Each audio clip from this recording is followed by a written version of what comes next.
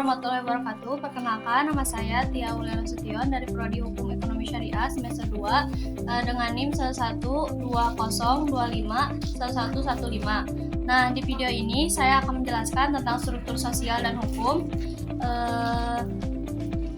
Sebelum masuk ke pembahasan, perlu kita ketahui bahwa hukum tidak bisa dipisahkan dari masyarakat.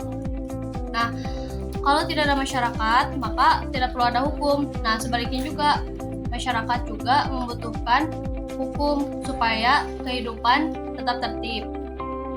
Misalnya, kalau semua orang bebas mencuri, maka masyarakat juga jadi kacau. Terus contoh yang kedua, kalau tidak ada aturan lalu lintas, maka jalanan jadi kacau kan? Nah, contoh yang ketiga, kalau tidak ada pengadilan, maka konflik juga tidak akan selesai. Nah, jadi intinya hukum dan masyarakat itu saling berkaitan satu sama lain. Nah, kita langsung aja masuk ke pembahasan yang pertama, yaitu kaidah sosial dan hukum. Nah, apa itu kaidah? Kaidah adalah aturan. Simpelnya adalah kaidah adalah aturan. Dalam kehidupan sehari-hari, sebenarnya kita sudah mengikuti banyak aturan. Contohnya seperti mengucapkan salam, terus juga menghormati orang tua, terus juga contoh yang ketiga tidak menyerobot antrian, terus tidak mencuri. Nah, semua contoh itu disebut kaidah. Semua aturan itu disebut kaidah. Mengapa ada kaidah? Mengapa perlu ada kaidah? Karena manusia itu hidup bersama, jadi perlu ada kaidah. Kalau semua orang bertindak suka hati, nah, akan terjadi kekacauan. Nah, makanya masyarakat membuat aturan. Terus juga jenis-jenis kaidah itu yang pertama ada cara, yaitu aturan yang paling ringan. Contoh, cara makan, cara berpakaian. Kalau melanggar biasanya kan hanya dianggap sebagai kurang sopan aja gitu, kayak kalau melanggar itu. Yang kedua, kebiasaan. Perbuatan yang sering dilakukan masyarakat, kebiasaan ini contoh salam, gotong royong, salam dan gotong royong. Nah, kalau melanggar itu biasanya cuma ditegur doang. Yang ketiga, tata kelakuan. Nah, tata kelakuan ini yaitu aturan yang dianggap penting. Contohnya tidak mencuri. Terus juga tidak berbohong. Nah, kalau tidak mencuri dan tidak berbohong, kalau melanggar bisa dikucilkan. Kalau mencuri dan berbohong, kalau dilanggar bisa dikucilkan. Yang keempat, adat istiadat. Nah, adat istiadat ini aturan turun-menurun. Contohnya, adat pernikahan, terus juga adat masyarakat tertentu. Terus juga kalau melanggar, sanksinya kan bisa berat. Lalu apa bedanya dengan hukum? Kalau misalnya kaidah sosial itu adalah kaidah yang dibuat masyarakat, kalau kaidah hukum itu adalah kaidah atau aturan yang dibuat oleh negara. Contohnya seperti mencuri. Kan mencuri itu norma sosial ya. Masyarakat jadi marah. Nah, hukum itu dipenjara. Pembahasan yang kedua, kelompok sosial dan hukum. Nah, apa itu kelompok sosial? Kelompok sosial adalah kumpulan orang yang memiliki hubungan. Contohnya keluarga, teman kampus, terus juga organisasi. Itu kan kelompok ya, komunitas gitu. Nah, mengapa kelompok sosial itu penting?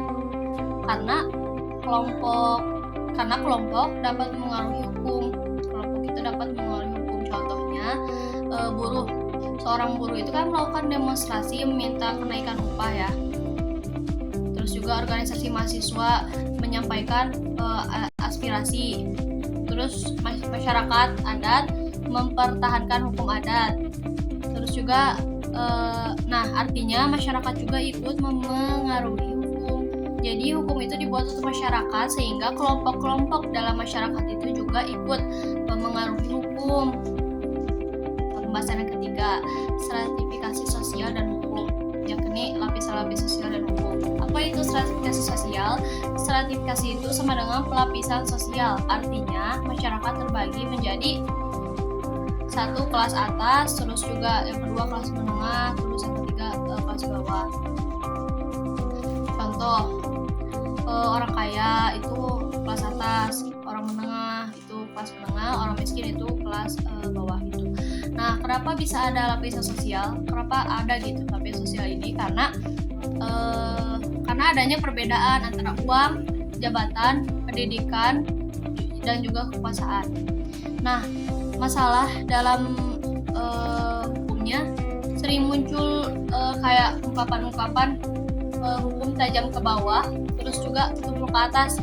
Nah, itu tuh artinya orang miskin terkadang lebih sulit mendapatkan keadilan daripada orang kaya gitu. Kalau orang kaya kadang memiliki akses hukum yang lebih baik. Contohnya bisa menyewa pengacara mahal, itu kan orang kaya ya. Terus juga memiliki relasi, terus memiliki kekuasaan. Tapi menurut hukum Indonesia, semua orang sama di hadapan hukum, yang sering juga disebut dengan equality before the law. Nah, artinya apa? Artinya presiden, menteri, mahasiswa, pedagang, terus juga semuanya pokoknya harus diperlakukan sama di mata hukum gitu. Nah, kesimpulannya, stratifikasi sosial ini memengaruhi praktik hukum, tetapi hukum seharusnya tetap adil bagi semua orang gitu. Yang keempat, lembaga kemasyarakatan dan hukum. Nah, apa itu lembaga kemasyarakatan? Lembaga adalah tempat atau sistem yang membantu masyarakat. Contohnya apa? Yang sistem yang membantu masyarakat ini contohnya keluarga yang mengajarkan sopan dan santun, terus juga sekolah yang mengajarkan kedisiplinan, agama yang mengajarkan moral. Nah, itu lembaga-lembaga. Pemerintah juga yang membuat aturan, terus juga pengadilan yang menyelesaikan sengketa. Nah, mengapa lembaga itu penting? Karena hukum tidak bisa bekerja sendirian. Contohnya, kalau keluarga tidak mengajarkan kejujuran sejak kecil, hukum akan lebih sulit ditegakkan. Kalau sekolah tidak mengajarkan disiplin, masyarakat juga sulit tertib gitu.